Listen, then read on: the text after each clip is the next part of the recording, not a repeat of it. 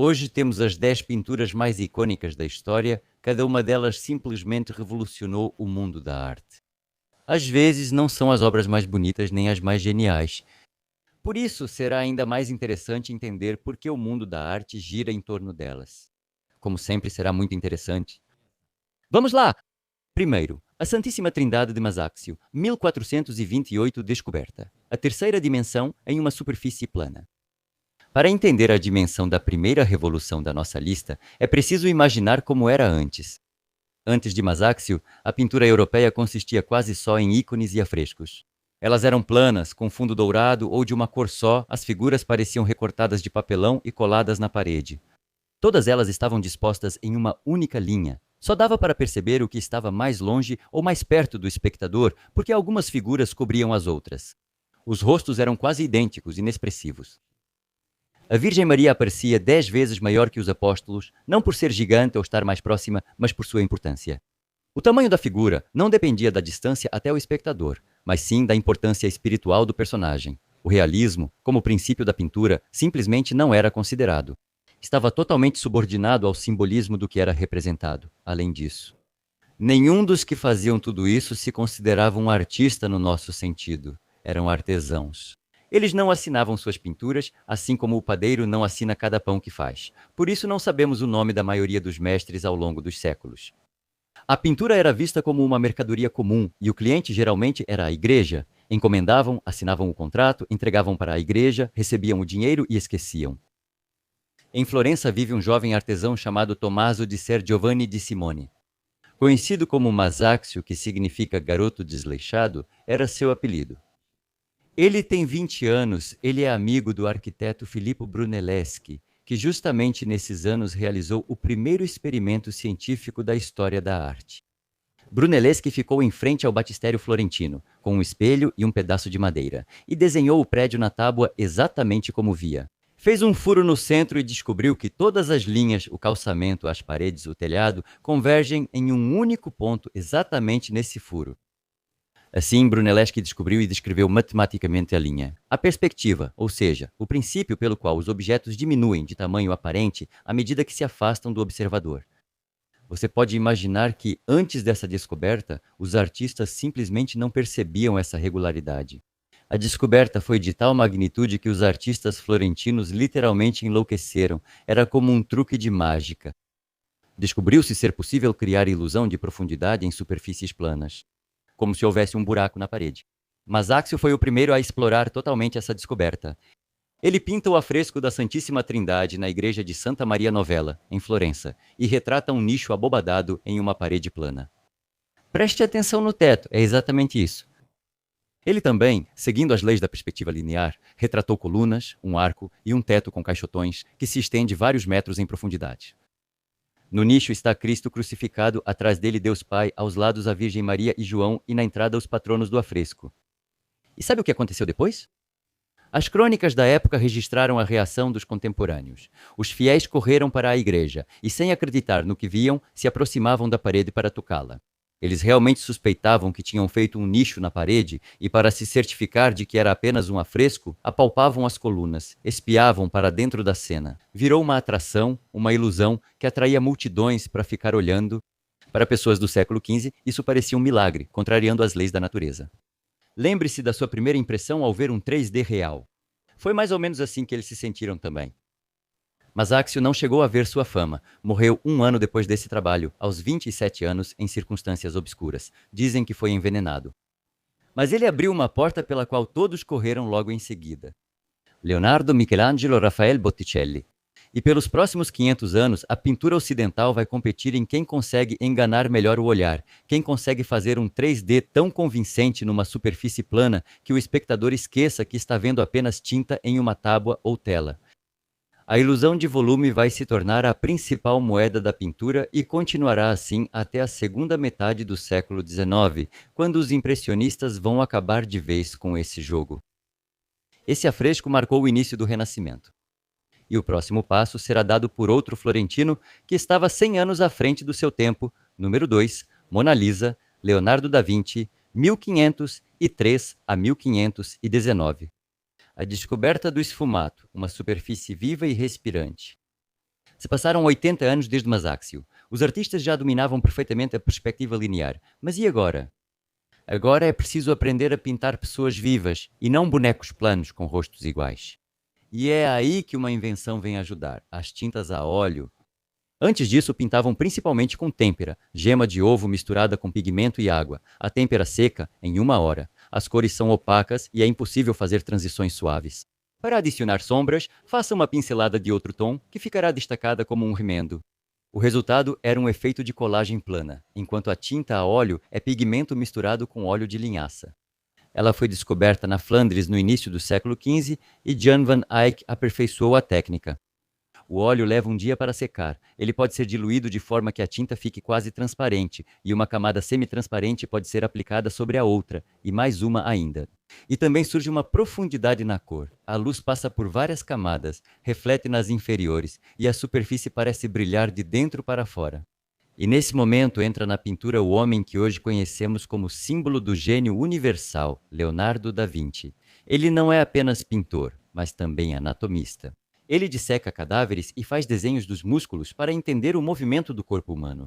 Ele é engenheiro, desenha projetos de helicópteros, paraquedas, trajes de mergulho, máquinas ferroviárias, além de ser músico, arquiteto, biólogo e sabe-se lá mais o quê. Ele tinha tantos interesses que muitos projetos artísticos ficaram inacabados. Menos de 2 dezenas de suas obras chegaram até nós. E então, em 1503, o experimental Leonardo é procurado pelo comerciante florentino Francesco del Giocondo. Encomendar o retrato da esposa Lisa Gherardini era um pedido comum. Leonardo aceita o trabalho e começa a aplicar uma técnica recém-inventada, mas nunca entrega o quadro ao cliente. Ele trabalhou nela por 16 anos experimentando com a composição da tinta, levando-a consigo para todos os lugares: Milão, Roma e, por fim, para a França, para onde foi convidado pelo rei Francisco I. Foi lá que ele morreu em 1519 e Mona Lisa ficou na coleção real. Por isso, hoje ela está no Louvre, enquanto eles estão na Itália. O que Leonardo fez com a pintura nesses 16 anos? Ele aplicava camadas semi-transparentes de tinta na pintura, cada camada mais fina que um fio de cabelo humano. Após cada camada, a pintura secava e Leonardo escolhia o próximo tom entre as camadas. Ele esfumava as bordas com o dedo ou com um pincel especial macio, de modo que não fosse possível ver onde terminava uma coisa e começava outra. Não havia uma única linha nítida, apenas transições suaves e difusas. Leonardo foi o primeiro a inventar a técnica do gradiente perfeito, tão delicado que não conseguimos perceber claramente a linha de transição de um tom para outro. Ele chamou essa técnica de sfumato, do italiano esfumaçado. É por isso que a Mona Lisa parece envolta por uma névoa. E o sorriso parece tão suave porque os cantos da boca foram pintados com a técnica do esfumato e você não consegue dizer exatamente onde o sorriso começa. A fronteira entre o rosto e o fundo é desfocada, e isso lhe dá um ar de mistério. Antes de Leonardo, ninguém sabia pintar um rosto vivo. Os retratos típicos até então eram máscaras com proporções corretas, sem emoções, feitos apenas para registrar a pessoa e pendurá-la na parede. Cada retrato levava meses para pintar, impossível sorrir o tempo todo. Leonardo foi o primeiro a retratar uma emoção. Na tela, mostra-se não o rosto, mas o humor e o estado interior da figura retratada. E foi isso que transformou o retrato comum da esposa de um comerciante na pintura mais famosa do mundo. E um pouco de escândalo, é claro, até 1911 Mona Lisa nem era considerada uma pintura especialmente importante até que foi roubada do Louvre. Mona Lisa foi parar nas capas dos jornais do mundo inteiro e se tornou uma estrela das colunas sociais, tão grande como nenhuma outra estrela antes dela. Falei sobre esse roubo em um vídeo separado, assista, o link está na descrição. Depois de Mona Lisa começa a era do Alto Renascimento. Rafael, Tiziano, Tiziana, Hidia, todos dominam o esfumato. O retrato psicológico surge como um gênero, não só mostrando a aparência, mas como expressão artística do ser humano, tornando-se o principal campo da pintura nos 3 séculos seguintes. Número 3. A morte de Germânico, Nicolas Poussin, 1627, descoberta, classicismo. Regras que vão durar 200 anos. Nossa próxima pintura não quebrou as regras, mas sim as proclamou por 200 anos inteiros. Por isso decidi incluí-la na lista. Sem ela, nossa revolução estaria incompleta. Vamos avançar mais 100 anos. A Contra-Reforma está em fúria na Europa. A Igreja Católica, que perdeu metade de seus fiéis por causa de Lutero e dos protestantes, que declararam o ascetismo como seu credo e a riqueza excessiva da Igreja Católica como pecado, luta desesperadamente pela metade que lhe resta. Como manter os fiéis? E os católicos decidem ir pelo caminho oposto e criar uma propaganda de luxo, como contraponto ao ascetismo entediante, oferecendo ao público potencial drama, êxtase e emoção. E assim surge a arte barroca, uma arte de choque e excesso. Caravaggio ilumina seus santos com raios teatrais intensos, como se fossem refletores. Rubens pinta mulheres exuberantes e corpulentas. As composições envolvem redemoinhos, tecidos esvoaçam, mãos se erguem em súplica e rostos mostram emoções intensas. Toda a igreja da Itália, Flandres e Espanha trabalha nesse estilo. Enquanto isso, o francês Nicolas Poussin era reservado e pouco sociável. Em breve haverá um vídeo sobre ele, inscreva-se para não perder. Ele se mudou da Normandia para Roma aos 30 anos e viveu lá quase toda a sua vida. Leitor ávido e amante da antiguidade, ele não tolerava o barulho do barroco. Ele raramente aceitava encomendas de grandes igrejas por princípio, pois para ele isso era barulhento demais. Poussin acreditava que a arte deveria ensinar, não excitar, e aceitava como clientes apenas colecionadores cultos, eruditos, cardeais com bibliotecas. Em 1627, o cardeal Francesco Barberini o procurou. Para a encomenda do quadro, Poussin escolheu um tema da antiguidade. Germânico era sobrinho do imperador Tibério, um brilhante comandante romano, querido por todos, mas agora desperta inveja e é suspeito de desejar ocupar o trono. E assim que Germânico retorna da campanha na Síria, ele morre repentinamente, quase certamente envenenado, por ordem do próprio Tibério. Antes de morrer, Germânico reúne seus aliados e exige deles um juramento de vingança. Essa é uma cena em que um pintor desconhecido teria retratado gritos e lágrimas, rostos distorcidos, mãos erguidas para o alto e tecidos esvoaçando ao vento. E o que faz Poussin? Olhe para este quadro e compare com qualquer obra barroca ao lado de Poussin.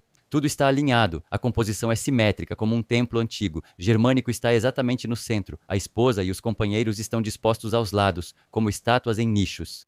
Os gestos são nobres, contidos, sem histeria, sem lágrimas, sem roupas rasgadas, apenas uma dor estoica. As cores são suaves, o fundo mostra a arquitetura romana clássica.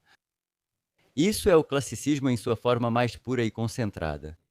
Poussin praticamente escreveu um manual de como deve ser uma pintura correta. Uma pintura que educa o espectador. E sabe o que aconteceu depois? Esse manual funcionou pelos próximos 200 anos. Em 1648, na França, já após a morte de Poussin, o rei Luís XIV funda a Academia Real de Pintura e Escultura, a primeira instituição estatal de ensino de arte do mundo. E o que será ensinado aos artistas nessa academia? Os princípios de Poussin. Toda a escola acadêmica europeia, por 200 anos, toma suas pinturas como referência. E até meados do século XIX, até os próprios impressionistas esperem por eles, na Europa, só é considerada pintura de verdade aquilo que corresponde ao cânone estabelecido nesta obra. Ou seja, grandes temas históricos, poses nobres, composição ideal, pincelada imperceptível. O restante, paisagem, retrato, cena cotidiana, é visto como inferior, adequado apenas para iniciantes. Os artistas só conseguirão quebrar esse cânone 235 anos depois. E quem fará isso serão dois franceses, Edouard Manet e Claude Monet. Agora você vai parar de confundi-los para sempre. As próximas duas obras-primas tratam deles. Número 4. Almoço na Relva, Edouard Manet, ano de 1863. Descoberta, a primeira grande ruptura no academicismo. Por mais de 200 anos, o cânone de Poussin permaneceu inabalável. As pinturas eram feitas em ateliês, de memória, com temas mitológicos, bíblicos ou militares. Sombras seguiam regras e o pincelado era invisível. O Salão de Paris, principal exposição europeia, rejeitava impiedosamente o que não se encaixava. Mas por volta da década de 1860, a insatisfação foi crescendo. Dezenas de jovens artistas já tentavam há anos entrar no salão, e ano após ano seus trabalhos eram recusados por não seguirem as regras. E em 1863, a Academia passou de todos os limites. Ela rejeitou 3.000 quadros dos 5.000 apresentados. A indignação foi tanta que chegou até o imperador Napoleão III. Ele vai ao salão, vê as pinturas rejeitadas e manda criar um salão separado para elas. É nesse salão dos rejeitados. No primeiro salão dos recusados, o público verá uma pintura que deixará a sociedade parisiense em choque. Na pintura, dois homens vestidos com trajes modernos estão sentados na grama. Com eles, há uma mulher nua, não uma ninfa, não uma deusa, mas uma parisiense, uma mulher do bairro ao lado. Ela senta relaxada, queixo na mão, olhando nos olhos do espectador com ousadia, sem vergonha. Ao fundo, outra mulher só de camisa brinca na correnteza. Próximo, cesta de piquenique e roupas jogadas a uma cesta de piquenique e roupas jogadas. Parece. E daí? Mas vamos, por um minuto, entrar na cabeça de um parisiense comum de 1863. Um nu rejeitado pelo salão observa as pinturas e, ao fundo, uma mulher de camisa, uma cesta de piquenique e roupas largadas pelo salão. Ela está sentada com o queixo apoiado na mão, de camisa, sem vergonha. Ao fundo, alguém brinca na água sem vergonha, no salão. No salão, como em outros, não há mestre parisiense nem qualquer mestre. Vênus, Susana, ninfas, Psique, Leda com o cisne, todas nos mitos andavam nuas, por isso milhares de telas acadêmicas mostravam essas figuras nuas. Estão penduradas no Louvre e ninguém liga para isso. Mas ao lado, uma mulher nua brincando na água ao lado de homens comuns de gravata, isso já é pornografia. Escandaloso, inaceitável. E o mais importante, Manet não inventou a pose dessa mulher. Ele literalmente copiou essa pose de fotografias eróticas que circulavam em massa por Paris na década de 1850. A fotografia era uma novidade naquela época. O tempo de exposição caiu para um segundo, e a fotografia de retrato em estúdio surgiu. E uma das primeiras aplicações em massa da fotografia, claro, foi sim exatamente aquela. Isso era totalmente indecente, mas imagine que pela primeira vez no mercado apareceram não pinturas, mas imagens reais de pessoas vivas, muitas vezes sem roupa. O boom foi tão grande que Londres aprovou a primeira lei da história contra a pornografia para tentar conter essa depravação fotográfica. Então, os parisienses só podiam comprar às escondidas dos fotógrafos imagens de modelos nus.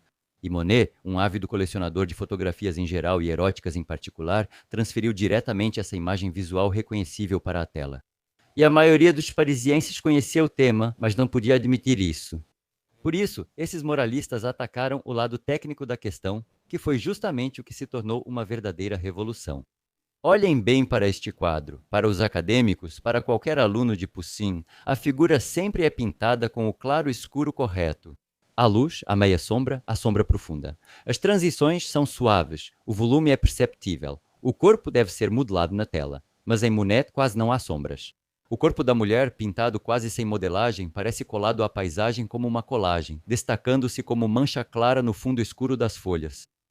Para críticos da época parecia inacabado, sujo, obra de um aprendiz inepto, mas Monet simplesmente pintava como o olho vê sob a luz forte do dia, quando as sombras são curtas, contrastantes e quase se fundem com o próprio corpo. Nada de embelezamento acadêmico. Foi a primeira tentativa séria de abandonar as regras de Poussin na técnica de pintura. O tema era uma jogada de marketing barulhenta, mas trouxe mais problemas que benefícios ao artista. Os críticos parisienses o destruíram. O jornal Figaro escreveu que era uma tela sem forma e cor, sem desenho e sem ideia. Um crítico chamou a pintura de farsa grotesca. 2 anos depois, Monet pintará uma Olímpia ainda mais escandalosa, que chegará até o salão oficial. Confira mais no meu vídeo sobre Edouard Manet. Logo depois de almoço, na relva, surgiu a primeira grande brecha no academicismo. E por essa fenda vai passar uma multidão, os futuros impressionistas, pós-impressionistas, toda a arte moderna. Número 5. Impressão, Nascer do Sol. Claude Monet, 1872. Descoberta. Uma nova linguagem da pintura. Pincelada. Momento. Reflexo. Se Manet abriu a porta, então Monet entrou por ela, demoliu toda a velha reforma europeia e fez seu próprio design. Uma reviravolta interessante nos aguardava aqui. Foi assim que ocorreu. A pintura impressão, Nascer do Sol, para ser sincero, não é das melhores de Monet. A tela foi pintada em algumas sessões no porto de Havre, onde Monet nasceu. Névoa matinal, sol alaranjado na água, um par de barcos, silhuetas e chaminés de fábricas esfumaçadas ao fundo. A pincelada é ampla e descuidada. Monet já pintava desse modo há 10 anos e tinha obras mais impactantes como séries de Paris, do Sena e retratos da esposa. É justamente esta que fará a história. Vou explicar o motivo. No início da década de 1870, formou-se ao redor de Claude Monet um grupo de jovens artistas que há anos tentavam entrar no Salão de Paris e que eram rejeitados pela Academia há anos. Claude Monet, Auguste Renoir, Edgar Degas, Camille Pissarro, Alfred Sisley, Berthe Morisot, Paul Cézanne. Futuros clássicos do impressionismo. Por enquanto, apenas uma turma de artistas pobres e experimentadores. E em 1873 eles decidem: chega, basta. Vamos fazer nossa própria exposição, sem academia, sem júri, sem essas regras idiotas. Eles alugam o ateliê do fotógrafo Nadar no Boulevard des Capucines. A exposição foi inaugurada em 15 de abril de 1874. Participaram dela 30 artistas e 165 obras. Para comparação, o Salão de Paris limitava os artistas a 3 obras por pessoa. Aqui não havia nenhuma restrição. Mas o público veio principalmente para olhar e rir. Para eles, a nova arte era tudo aquilo que se afastava dos cânones do classicismo. Era visto como uma lambança na tela, com as palhaçadas de pretensiosos sem nome que não sabiam desenhar. Os críticos zombavam. O método desses artistas era carregar uma pistola com tubos de tinta e atirar na tela. E especialmente se destacou Louis Leroy, o crítico da revista satírica Le Charivari. Ele escreveu uma crônica sarcástica em forma de diálogo entre 2 visitantes, um mestre conservador mais velho e um jovem entusiasta. O velho, ao ver a obra de Monet Impressão, Nascer do Sol, comenta sarcasticamente: impressão? Com certeza, tenho certeza disso. Se estou impressionado, deve ser uma impressão. E até que ponto a execução livre e leve, o papel de parede no estágio inicial do padrão, se parece mais com uma pintura do que esta marinha? E Leroy chama todo esse grupo de forma desprezível de impressionistas. Impressionistas, se preferir. Na revista sai um folhetim com o título Exposição dos Impressionistas, e esse apelido sarcástico acabou pegando. No início, os jovens rebeldes rejeitavam esse nome, mas logo o adotaram como bandeira. O quadro, sem título original, era só uma vista do porto de Le Havre. Mas Monet teve que inventar um nome especialmente para a exposição. Se ele não tivesse feito isso, hoje poderíamos estar falando não sobre impressionistas, mas sobre havristas. Assim, o quadro Impressão, Nascer do Sol, que por acaso virou motivo de piada, acabou se tornando o símbolo de um movimento inteiro que mudou o mundo da arte. Qual era a inovação da técnica? Vou destacar 3 pontos. Primeiro, a pincelada visível e separada. Antes dos impressionistas, no classicismo, os artistas buscavam a pincelada invisível e suave, vista como sinal de maestria. Para os impressionistas, ela se torna o protagonista da pintura, o elemento básico da construção. Você vê exatamente como a tinta foi aplicada, qual é a forma e a direção dela. A pincelada vira uma unidade expressiva independente, trazendo dinamismo à pintura. Segundo, o instante em vez da pose. Não é uma composição eterna, cuidadosamente medida com régua e pintada no ateliê sob luz artificial. Mas sim 2 minutos específicos em um lugar específico, sob uma luz específica ao ar livre, no plein air. O impressionista pinta agora. Monet levava até 9 a 12 cavaletes ao ar livre e trocava de um para outro a cada hora devido à mudança da luz. Assim pintou seus famosos Montes de Feno. Ele fez séries famosas como a Catedral de Rouen, os Álamos e os Montes de Feno, pintando o mesmo tema sob diversas iluminações. Terceiro, reflexos. A sombra não é mais preta, ela tem cor. A luz e os objetos ao redor tingem o objeto com suas cores. A neve sob o pôr do sol é rosada, o rosto à sombra da árvore fica esverdeado. A cor pura, em geral, só pode existir cercada de branco, por exemplo, em um quarto branco. Por isso, qualquer objeto em um ambiente natural sempre é colorido pelo reflexo das cores dos objetos vizinhos e pela cor da luz. Os impressionistas transformaram essa ideia em regra, que depois influenciou o pós-impressionismo e se espalhou. Isso revoluciona completamente a pintura. Após o impressionismo, todos pintarão diferente. Louis Leroy, em tom de deboche, criou o nome de uma das maiores revoluções da arte. Mais sobre o impressionismo no meu vídeo. Não deixem de assistir, é super interessante. Número 6. Domingo na ilha de Grande Jatte. Georges Seurat. 1884 a 1886, descoberta. Pontilhismo. A cor se mistura não na paleta, mas no olho. Se passaram apenas 12 anos desde a impressão, o impressionismo está no meio do caminho para o reconhecimento do público e da crítica, mas artistas inovadores já o reconheceram há tempos. E então, na cena parisiense, aparece um jovem parisiense chamado Georges Seurat. Ele tem 24 anos e ele não é um artista no sentido comum da palavra. Seurat não é boêmio, não bebe, não causa confusão, não sofre com a pobreza. Um jovem de uma família burguesa respeitável, com uma boa formação em engenharia, metódico, sério e um pouco chato.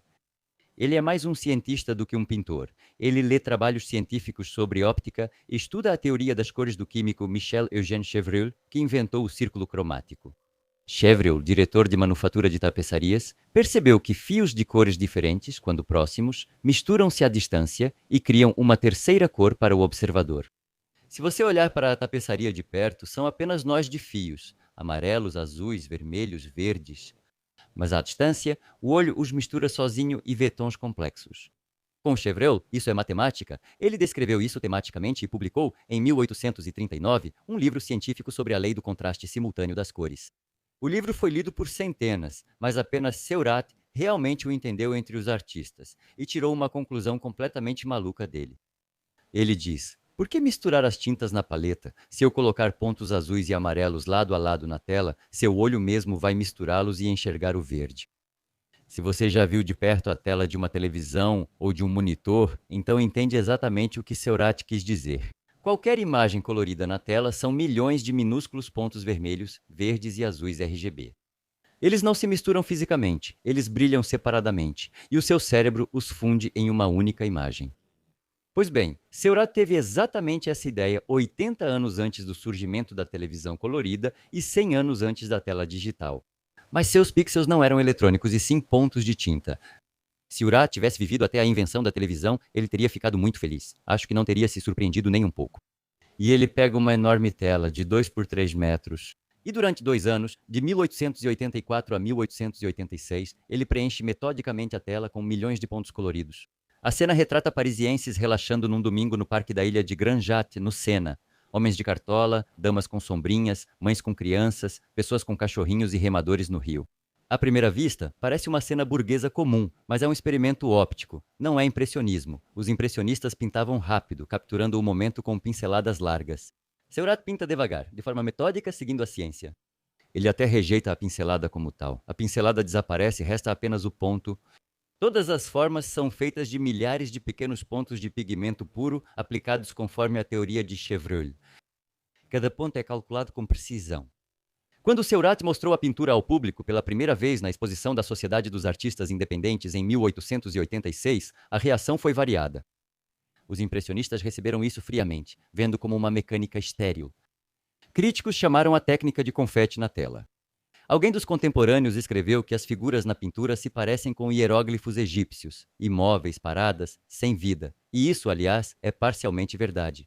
Seurat teve que sacrificar a dinâmica em prol da precisão do efeito óptico. Sim, você mesmo pode ver que a pintura se parece mais com um teatro de bonecos congelado. Essa nova técnica recebeu o nome de pontilhismo, do francês point, que significa ponto, ou mais precisamente divisionismo, de division, que significa divisão. Ela teve seguidores como Paul Signac e Henri Cross, mas não se tornou um estilo popular. É trabalhoso demais, entediante demais. Ficar o verão todo fazendo pontinhos, em vez de pintar um quadro por dia. E eu não diria que esse quadro causou uma revolução, mas ele, sem dúvida, é uma etapa importante e muito interessante no desenvolvimento da pintura. Seurat morreu 5 anos após Grande Jatte, aos 31 anos de meningite, muito jovem.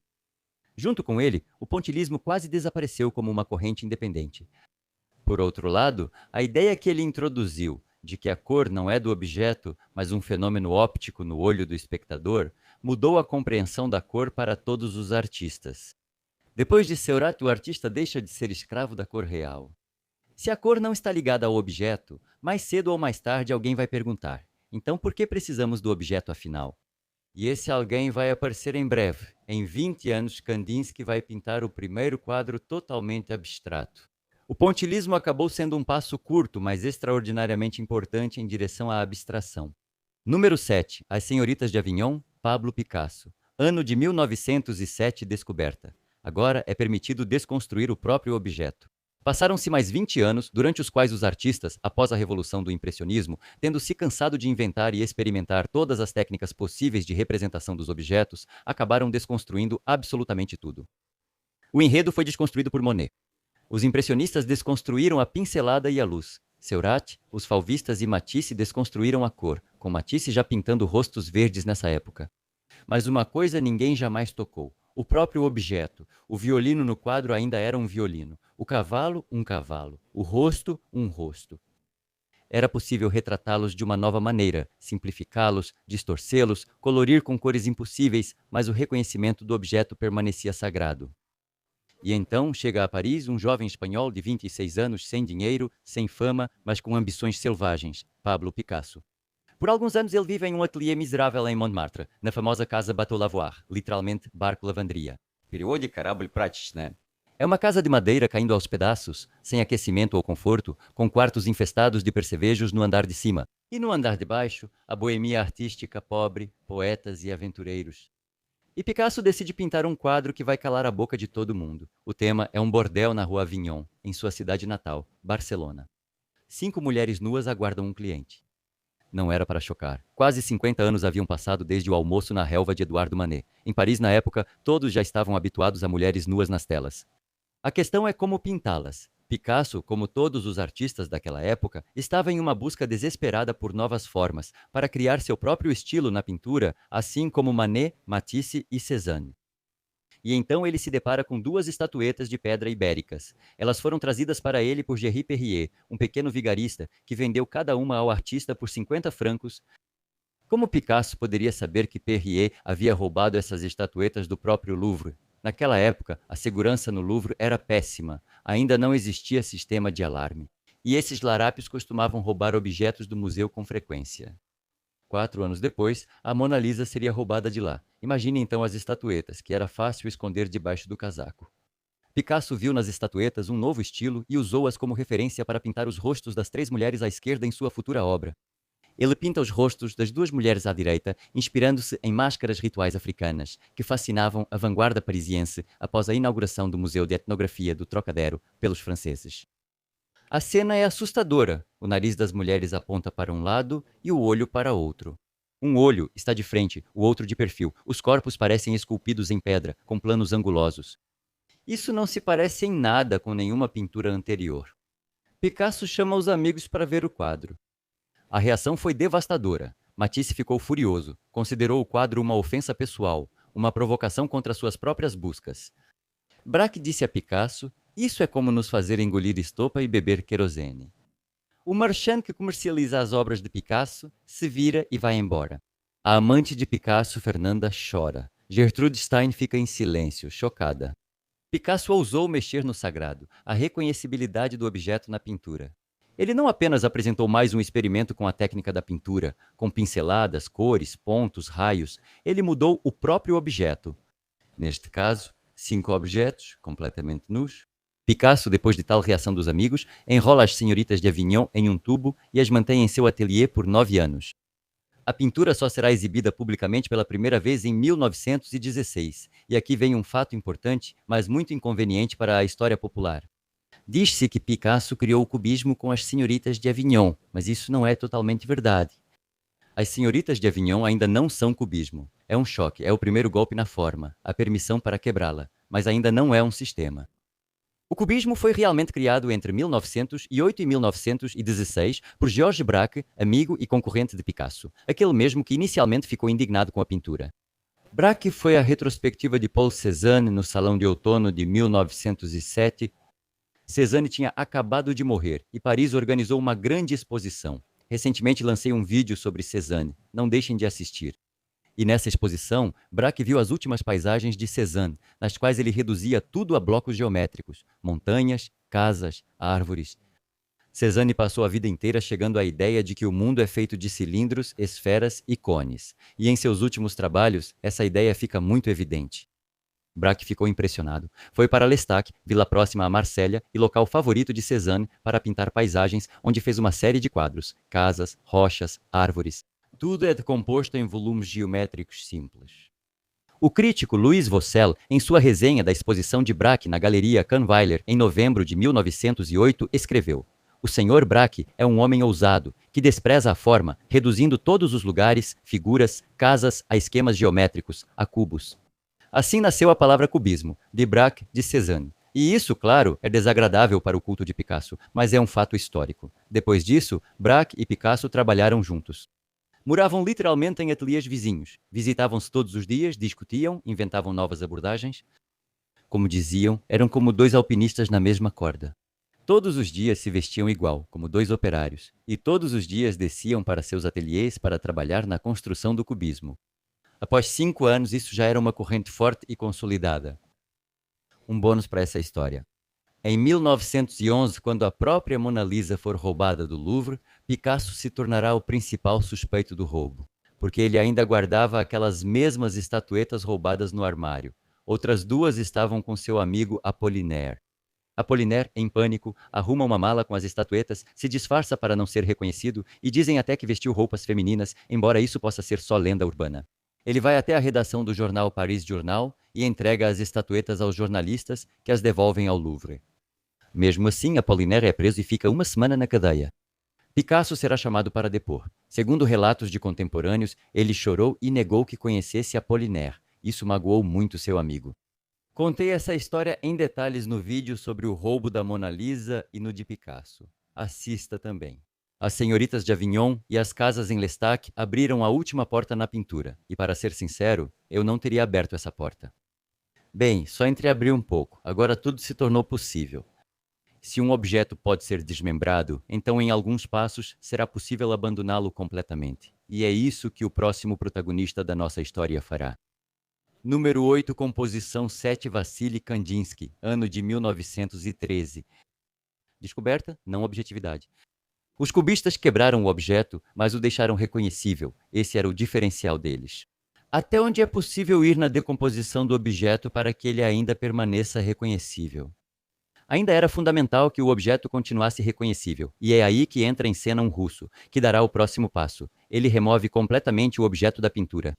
Completamente. Na tela, apenas cor, forma e ritmo. Nada de violino, nenhum rosto, nenhuma casa, nenhuma referência ao mundo real. Vassily Kandinsky é chamado de pai da abstração. Sua biografia é totalmente atípica para um grande artista. Ele é advogado. Formou-se na Universidade de Moscou. Defendeu uma tese sobre economia e trabalho camponês. Lecionou em Derbte, teve uma carreira acadêmica de sucesso. Estava a caminho de se tornar professor. E aos 30 anos de repente, em 1896, larga tudo. Recusa a cátedra em Derbte e vai para Munique estudar pintura. Tarde para aquela época, quase sem esperança. A esposa em choque, os pais horrorizados, mas Kandinsky é persistente. O que aconteceu? 2 choques.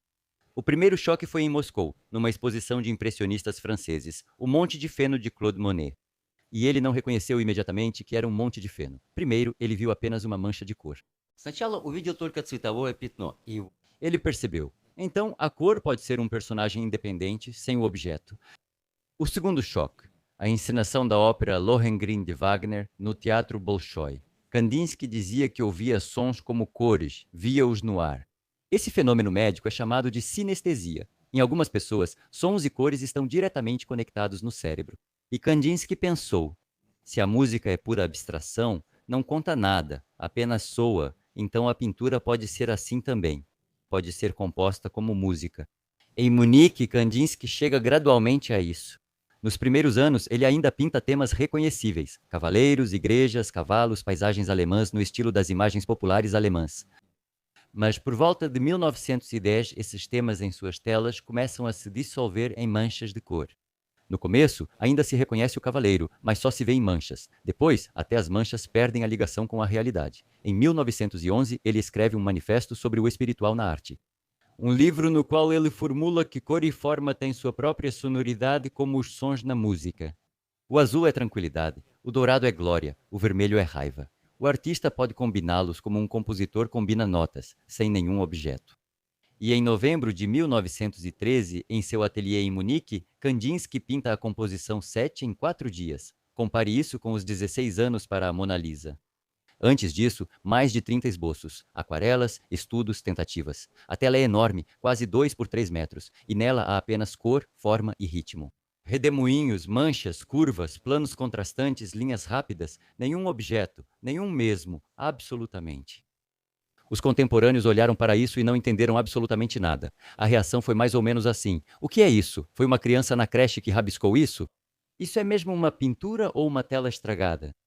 Tudo bem, há 6 anos a gente ria do Cezanne, mas isso aqui já são umas garatujas. Essa é a frase que você provavelmente já ouviu ou até pensou: isso aí eu também consigo desenhar? E sabe de uma coisa? Tecnicamente sim, você pode. Eu também posso. Qualquer um pode. Mas ninguém antes do Kandinsky tinha pensado nisso. Essa é a essência da descoberta. Depois que a ideia já surgiu, repeti-la é fácil, mas antes disso era impossível. Isso é algo que atravessa toda a nossa história. Cada uma dessas descobertas, depois de feitas, parece tão óbvia. Mas antes da descoberta, o mundo inteiro parece completamente cego, até que aparece alguém atento o suficiente para enxergar. E mais um detalhe importante. Kandinsky, ao contrário de muitos de seus seguidores, era um artista sério. Ele levou anos para chegar à abstração, passou por toda a arte figurativa, estudou teoria, escreveu 2 livros, Do Espiritual na Arte e Ponto e Linha sobre o Plano. Não foi atitude de poser preguiçoso, mas uma posição intelectual conquistada com esforço. Após a composição 7, a arte alcança um novo patamar, antes inacessível, a completa abstração. É possível pintar apenas formas, apenas cor, apenas emoção, sem enredo. 2 anos depois, essa ideia será retomada e transformada em manifesto por outro russo, Kazimir Malevich. Número 9. Quadrado Negro. Kazimir Malevich. Ano de 1915 descoberta. A arte pode não ser bonita. Kandinsky tirou da arte a obrigação de representar algo. Malevich vai além. Ele tira da arte a obrigação de agradar, de ser bonita. Entendo como você se sente sobre o quadrado negro, mas técnica e historicamente, esse é provavelmente o maior avanço dos últimos 500 anos do nosso top 10. Agora vou explicar. Veja, o importante é entender que Kandinsky pintava de forma abstrata, mas bonita. As cores são vibrantes, a composição é bem pensada, a harmonia está presente. Nas suas abstrações existe uma estética, talvez incomum, mas reconhecível. Você pode olhar para a composição 7 e sentir um prazer puramente decorativo. E Malevich, com o quadrado preto, basicamente diz ao espectador: esqueça a beleza, eu não quero agradar você. Estou criando um manifesto, grau zero da forma, fim da figuração. Um retângulo preto sobre um fundo branco. Isso é uma mudança muito importante. Desde a Grécia Antiga, o objetivo da arte era criar beleza. Por milhares de anos, artistas disputaram para ver quais deusas eram mais belas, quais corpos mais elegantes e quais cores mais nobres. Malevich foi o primeiro a dizer: a beleza não é obrigatória. A ideia principal. O quadrado negro não é a escuridão do cosmos, do universo, nem um ponto. É simplesmente um quadrado preto. Como forma e cor, é o oposto máximo do que há de mais vivo no mundo, o sol redondo e amarelo.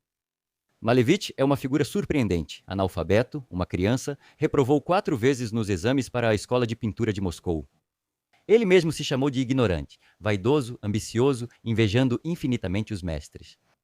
Experimentou todas as correntes, uma após a outra: impressionismo, fauvismo, cubismo, primitivismo. Tudo para finalmente ser notado.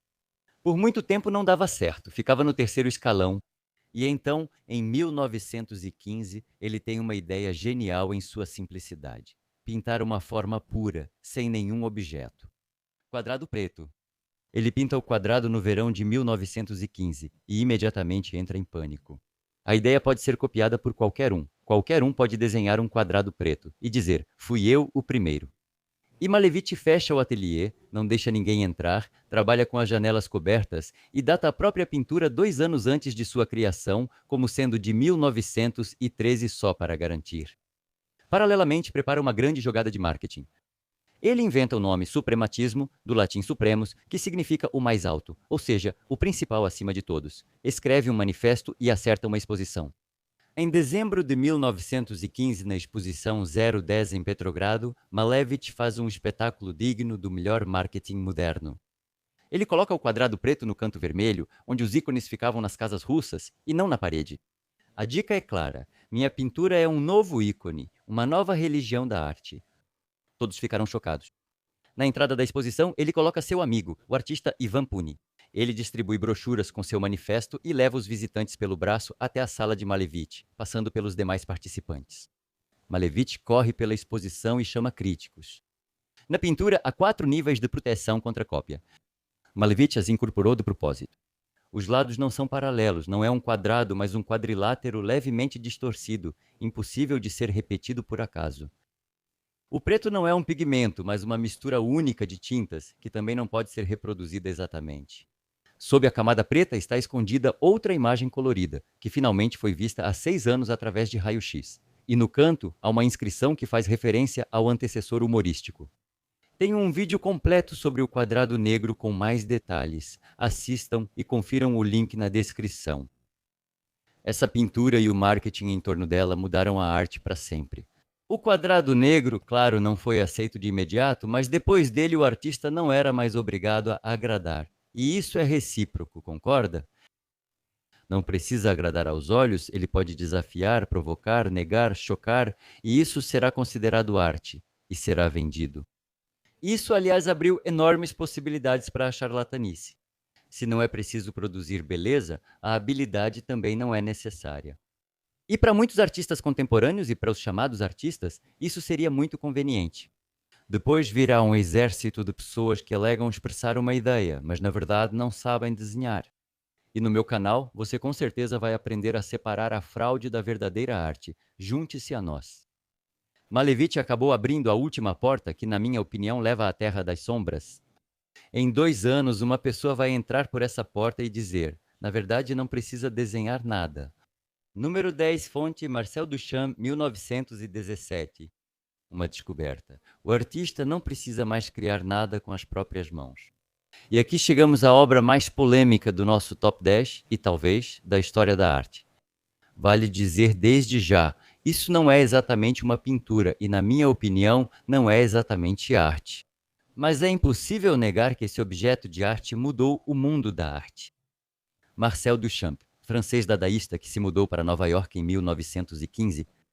Os dadaístas são um grupo de artistas, poetas e filósofos que surgiu durante a Primeira Guerra Mundial como uma reação ao seu horror. A ideia deles era simples e radical. Se a cultura europeia com seu Bach e Goethe levou às trincheiras e aos ataques com gás, então essa cultura está mortalmente doente. Então que se dane todas as suas regras, que se dane sua beleza, razão, tradições, arte e moral, nós rejeitamos tudo isso. Vamos zombar, provocar e destruir. A palavra dada foi escolhida ao acaso no dicionário. Dizem que apontaram para a primeira palavra francesa que viram, dada, um cavalinho de brinquedo. Um absurdo perfeito. Assim como, aliás, tudo o que saiu da pena deles. Duchamp é o mais refinado dos dadaístas. Nem barulhento, nem briguento. Preciso irônico com um senso de humor refinado. Em 1917, ele já havia feito várias obras provocativas. Por exemplo, uma roda de bicicleta em um banquinho que ele chamou de escultura, testando uma ideia extremamente radical. E se a arte não fosse criada por você, mas apenas algo já existente? Pronto, me declarei artista. Peguei uma cadeira, quebrei uma perna dela, dei um nome com algum significado, digamos o equilíbrio do mundo, e aí está a arte para vocês. E parece que não fiz nada, só quebrei, mas criei uma imagem e fiz as pessoas pensarem. Se for o caso, acabei de inventar essa imagem agora, só como exemplo. Não reparem, é só para vocês entenderem melhor a ideia. Então, não me julguem tão severamente, amigos. E em abril de 1917, Duchamp vai até a loja de materiais hidráulicos JLGL Mod Iron Works, na Quinta Avenida, em Nova York. Compra lá um mictório comum de fábrica por $6. Vira ele de lado. Assina com tinta preta. R. Emat 1917. Pseudônimo que faz referência ao sobrenome do dono e a um personagem de quadrinhos. Chama a obra de fonte e a inscreve na exposição da Sociedade de Artistas Independentes em Nova York. Um detalhe importante aqui. Essa sociedade proclamou, sem júri, sem recusas. Aceitamos o trabalho de qualquer um que pague a taxa de $6. Duchamp também integrava a diretoria dessa sociedade. E ele decidiu testá-los para ver se realmente não havia restrições, usando um objeto tão vulgar, talvez o menos nobre de tudo o que o homem já criou. E o júri recusou. Apesar das próprias promessas, disseram, isso não é arte, isso é uma zombaria. Duchamp protestou, bateu a porta e deixou a diretoria. A fonte também sumiu, o original desapareceu sem rastros. Todas as fontes atuais nos museus do mundo são réplicas autorais tardias dos anos 50 e 60, quando Duchamp se tornou famoso e começou a encomendar cópias de sua obra nas mesmas fábricas. Do original, restou só uma foto tirada por Alfred Stieglitz, onde se vê a inscrição. 1917. Mas a ideia não morreu. Ela parecia tentadora demais para muitos artistas sem talento e acabou se espalhando pelo mundo. A mesma ideia foi proclamada por Duchamp em seu ousado experimento. Ele disse o seguinte: qualquer um se torna artista ao chamar de arte determinado objeto. Você fez uma pilha artística, apontou para ela com o dedo, deu a ela o nome, infelizmente, sobre calorias, e pronto, você é um artista. Isso também fui eu que inventei, tal objeto não existe. Aliás, logo depois, outro artista, Manzoni, fez praticamente a mesma coisa, colocando seus excrementos em latas que agora valem centenas de milhares de dólares. Também vou contar sobre isso, então se inscreva para não perder. Em outras palavras, agora não só não é necessário fazer com que a imagem se pareça com a realidade ou retratar algo reconhecível, como também não é preciso mover um dedo. Embora, na verdade, você ainda vai ter que mexer o dedo porque precisa apontar para o objeto para declará-lo como arte. Essa ideia recebeu o nome de ready-made, do inglês ready-made, e abriu uma janela de Overton tão grande que o mundo da arte ainda está lidando com as consequências. Depois de Duchamp, tornou-se possível se chamar de artista sem saber desenhar. Você pode se tornar um artista colando uma banana na parede com fita adesiva. Olá, Maurício Catelan. O preço em leilão foi de 6,2 milhões de dólares em 2024. É possível vender um tubarão em formol dentro de vidro por 12 milhões como fez Damien Hirst, ou colocar seu sangue em um molde de cabeça para um autorretrato, como Mark Quinn. Por isso, hoje em dia, você vê com tanta frequência algo completamente incompreensível ao seu redor, mas que é chamado de arte. Entre tudo isso, às vezes aparecem verdadeiros tesouros, mas infelizmente são muito poucos. Fique comigo para aprender a identificá-los à primeira vista. Sinceramente, vou dizer que essa ideia me parece bastante duvidosa. Ela abriu a porta da arte para um enorme exército de charlatães que não sabem fazer nada além de posar em coletivas de imprensa. O mercado de arte contemporânea é 90% baseado nessa ideia, e muitas vezes se parece mais com uma pirâmide financeira, com nomes famosos e marchantes de arte atuando como corretores da bolsa. Mas honestidade é honestidade. Se considerarmos a fonte como um ponto de virada, e não há melhor maneira de entender as leis do mundo da arte, então, depois dela, a pintura e a arte em geral se dividiram em dois mundos. Um mundo é o daqueles que fazem algo com as mãos, escrevem, esculpem, desenham, fotografam, criam. E o segundo mundo é o daqueles que apontam o dedo e dizem: isso agora é arte. Agora, o segundo mundo às vezes vale dezenas de vezes mais do que o primeiro. Se isso é bom ou ruim, é uma questão em aberto. Escreva nos comentários o que você acha. Isso é liberdade criativa total e definitiva ou um caminho sem saída que polui a própria ideia de arte? Mas o próprio fato é indiscutível. Ready-made aconteceu e mudou completamente as regras do jogo. E isso aconteceu por causa do mictório invertido. Estou preparando um vídeo sobre Duchamp, abordando o dadaísmo e sua carreira no xadrez. Duchamp largou a pintura na meia-idade e virou enxadrista profissional. A história dele na Biblioteca Pública de Nova York será interessante. Inscreva-se. Vamos resumir, amigos. Aqui estão as nossas 10 pinturas, 10 passos ao longo de quase 500 anos, de 1428 até 1917. Do ícone plano na parede de uma igreja florentina até o mictório invertido em uma galeria de Nova York. Do artesão que era pago por dia pelo metro quadrado de parede pintada até o artista que apontou o dedo para um produto de loja e ganhou com isso status de museu ou milhões. Cada passo seguinte só foi possível porque o anterior já havia sido dado. Sem a perspectiva de Mosaka, não haveria Masaccio, amigo de Leonardo. Sem as regras de Poussin, não haveria o que Manet quebrar. Sem Seurat e Cézanne, não haveria Picasso. Sem Picasso, não haveria Kandinsky. E sem Kandinsky, Malevich pareceria um excêntrico para todos. Amigos, criei este canal para contar a vocês sobre arte de forma simples e envolvente. Eu adoro fazer isso. E cada novo vídeo é meu pequeno projeto, para o qual preciso construir uma narrativa interessante, selecionar às vezes até 500 fotos, organizá-las corretamente e legendá-las. É um grande trabalho, mas priorizo qualidade à quantidade. Eu vou continuar fazendo isso, mas o seu apoio seria muito útil para mim. Por favor, torne-se um patrocinador do canal aqui no YouTube ou faça até mesmo a menor assinatura no Boost ou no Patreon. Vou deixar os links na descrição. Vamos criar a comunidade de arte mais bem informada do mundo. E obrigado por assistir.